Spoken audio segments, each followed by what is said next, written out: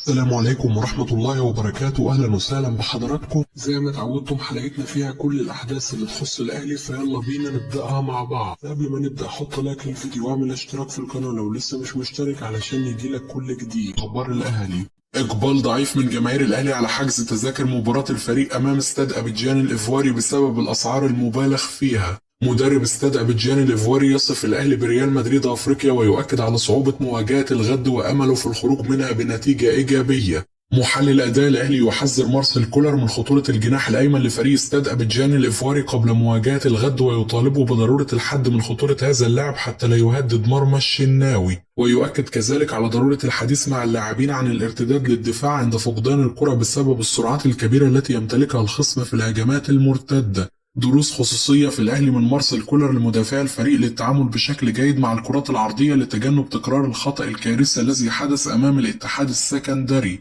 محمد رمضان المدير الرياضي للنادي الأهلي يطالب أحمد نبيل كوكا وجميع لاعبي الفريق بعدم الاهتمام بوكلاء اللاعبين والحديث معهم عن العروض لصعوبة التفريط في أي عنصر من العناصر الأساسية قبل كأس العالم للأندية. حامد إبراهيم المدير الفني للإسماعيلي يقترح استعارة عمر الساعي من الأهلي في يناير حال استمرار عدم مشاركته مع الأهلي ورفع إيقاف القيد عن ناديه. شكوك حول لحاق فينيسيوس بمواجهة الأهلي المحتملة أمام ريال مدريد في بطولة الانتركونتيننتال بسبب حاجته ل3 أسابيع للتخلص من الإصابة. المهندس خالد عبد العزيز يصبح رئيسا للمجلس الأعلى للإعلام، وجماهير الكرة المصرية تنتظر منه قرارات رادعة لإيقاف المهازل التي تحدث في الإعلام مؤخرا. مصدر بالأهلي: بعض الأصوات في لجنة التخطيط بالنادي تتحفظ على وجهة نظر كولر في التعامل مع علي معلول. المدير الفني يؤكد في كل جلسة على رغبته في تفعيل بند الشراء في عقد يحيى عطية الله وتوجيه الشكر للاعب التونسي والاكتفاء بما قدمه للفريق، خصوصا أنه لا يوجد مكان له بالقائمة حاليا وكذلك تقدمه في العمر. لكن هذه الأصوات ترى بأن اللاعب التونسي لابد أن يحصل على فرصة أولا لكي يتم الحكم عليه بشكل جيد، وتثق في قدرة اللاعب التونسي على العودة بشكل قوي وأفضل مما كان عليه، خصوصا في ظل الرغبة الموجودة لديه في إثبات ذلك للجميع. وترى بأنه لابد من تأجيل فكرة تفعيل بند الشراء في عقد اللاعب المغربي انتظارا لمعرفة المستوى الذي سيعود به اللاعب التونسي، خصوصا أن يحيى عطية الله لم يقدم الأداء المنتظر حتى الآن والذي يدفعهم للتخلي عن أفضل ظهير أيسر في قارة أفريقيا على مدار ال5 سنوات الأخيرة. وهذه الأصوات تتعامل بالمنطق ولا تتعامل بالعاطفة مع معلول وتبحث عن المصلحة العامة للفريق، وبلا شك لن تقبل فكرة استمرار اللاعب التونسي حال عدم ظهوره بشكل جيد بعد العودة، وستكون أول من سيطالب بفك الارتباط مع اللاعب.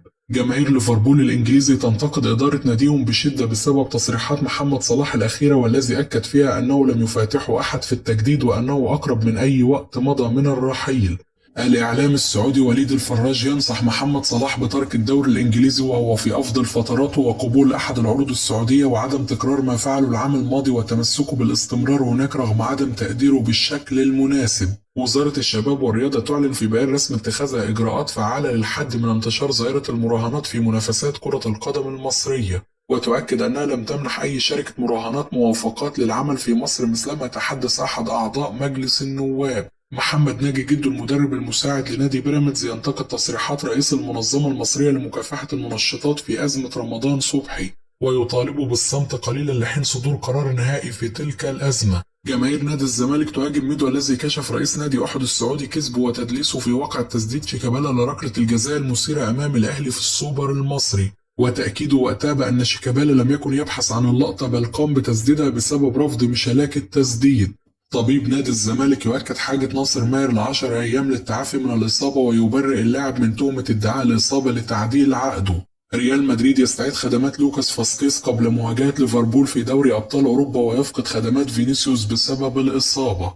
دودو الجباس قائد نادي بيراميدز يؤكد بأن زملائه يرغبون هذا الموسم في محو الصورة غير الجيدة عن بيراميدز في دوري الأبطال والوصول للأدوار النهائية. محمد الشناوي في المؤتمر الصحفي ظهر اليوم: سعداء بخوض أول مباراة في مشوار الفريق نحو اللقب ال13 ونأمل أن نواصل تحقيق النتائج الجيدة في تلك البطولة المهمة. حضرنا لمواجهة استاد أبيجان بشكل جيد جدا ونتمنى أن يحالفنا التوفيق في المواجهة ونريد الوصول للنهائي السادس لنا. في الأهلي نفرح بتحقيق اللقب في نفس اليوم ثم نفكر بعد ذلك في المسابقة التالية، ودوافعنا دائما متجددة ولا وجود لما يسمى شبع من البطولات. توجنا بالسوبر المصري وتغلبنا على العين الإماراتي وأي مباراة نلعبها كأنها بطولة، ونستهدف التتويج باللقب الثالث عشر هذا الموسم.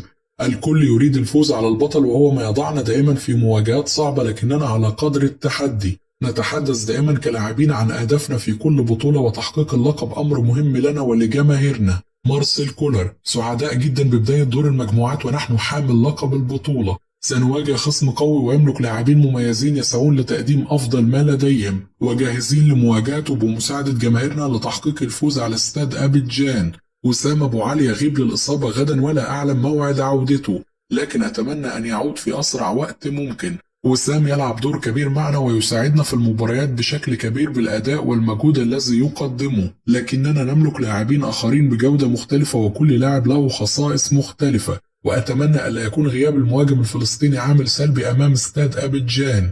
نحن في نادي عريق معتاد على تحقيق الألقاب في كل الأوقات، والجماهير تطالبك باللقب الثاني قبل حتى أن تستلم اللقب الحالي. نحب متعة الفوز بالبطولات وهذا ما نسعى إليه، وفريقنا جائع لحصد المزيد.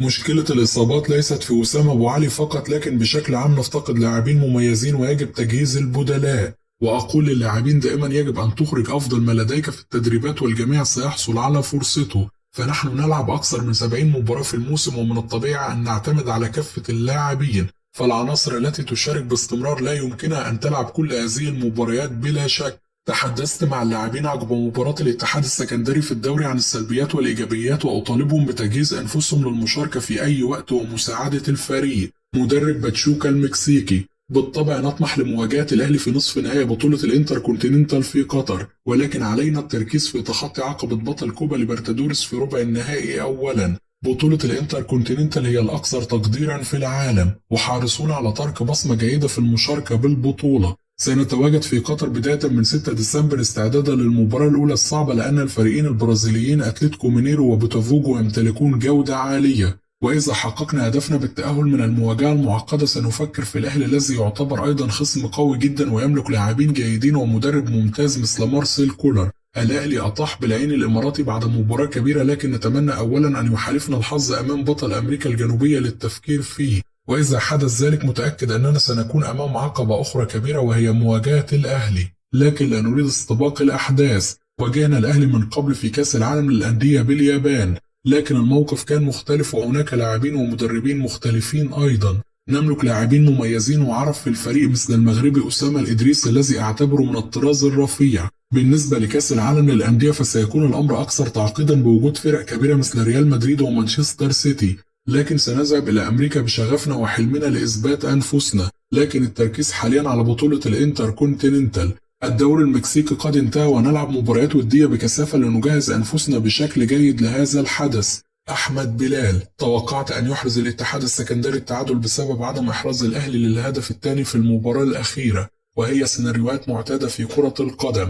طالما أضاع الأهلي أهداف قد يستقبل، وهو ما حدث في النهاية بالفعل، وهو شيء متكرر. الأخطاء الدفاعية واردة أيضا في ظل وجود خالد عبد الفتاح وهو لا يلعب في مركزه الأساسي، بينما الاتحاد السكندري كان منظم بشكل أفضل.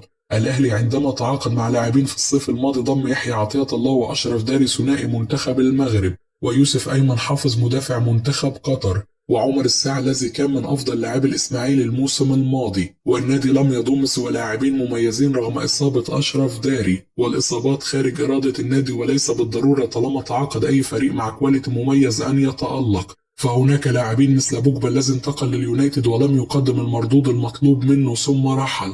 والصفقات دايما زي البطيخة، قد يتم ضم لاعب كواليتي عالي ولا يظهر بنفس مستواه مع فريقه السابق، وهناك تعاقدات كبيرة وليس مضمون نجاحها. لكن الأزمة الحقيقية في الأهلي هو عدم ضم مهاجم آخر بجوار وسام أبو علي، وكهربا لا يعتبر مهاجم في الأساس، وهي نقطة تؤثر بشكل واضح على الفريق مؤخرا. جوزيه جوميز يراهن على صفقة أوفي إيجاريا بسبب سابق معرفته باللاعب، وهناك بعض المدربين تضم عناصر لصفوف فرقها بهذا المنطق. بشير التابع نجم الكرة المصرية السابق جوزيه جوميز المدير الفني لنادي الزمالك كان لابد أن يرحل قبل انطلاق الموسم الجاري. الفريق الأبيض فاز على الأهلي في السوبر الأفريقي بركلات الترجيح رغم أن المنافس كان في أسوأ حالاته فنيا وبدنيا، والبرتغالي لم يعمل بشكل جيد على احتياجات الفريق. هناك لاعبين كثر بعيدين عن مستواهم في الزمالك، وجوميز يقول أنه ليس في حاجة للاعبين جدد، والفريق تأثر بشكل واضح بغياب زيزو في بداية لقاء المصري. كما أنه يعيش في حالة إجهاد شديدة، والزمالك يعاني من أزمة في البدلاء عكس النادي الأهلي الذي يوفر نجوم كثر في الفريق للجهاز الفني. مجلس الزمالك رفض ضم أوفي إيجاريا في وقت سابق، والتعاقد معه حاليا لن يساهم في حصد الدوري مثلا، ولا أعرف سر الاهتمام بالتعاقد معه، فهو لاعب مبطل كرة منذ 3 سنوات، ولا أعرف بأي منطق يريد النادي التعاقد معه. محمود بنتايج صفقة مقبولة جدا رغم ارتكابه عدة ركلات جزاء مؤخرا، ومعظم صفقات الزمالك لم يثبت منها أي لاعب نفسه حتى الآن. التعاقد مع أي لاعب للأهلي أو الزمالك يجب أن يكون بمواصفات معينة، ويكون لاعب بطولة، وأعتقد أن فرص ميشيلاك في البقاء ستكون صعبة الفترة القادمة، فهو لا يمتلك أي مميزات مطلقا تفيد الزمالك في المرحلة القادمة، وهناك لاعبين مجهولة تنضم للقطبين، والمفترض أن أي لاعب يتواجد في الأهلي والزمالك يكون على قدر المسؤولية. مارسيل كولر يريد دائما تدعيم الأهلي، لكن الإدارة لا تلبي مطالبه، عكس جوميز الذي لا يرغب في التدعيم بشكل غريب جدا، ويقول دائما أنه ليس في حاجة للتدعيم. نادي الاتحاد السكندري دائما يحقق نتائج جيدة أمام الأهلي، ويجب الإشادة ببابا فاسيليو مدرب الاتحاد، ونفس الأمر بالنسبة لحامد إبراهيم مع الإسماعيلي وأحمد عيد مع غزل المحلة. كده تكون انتهت أخبارنا، أشوفكم على خير في حلقة جديدة.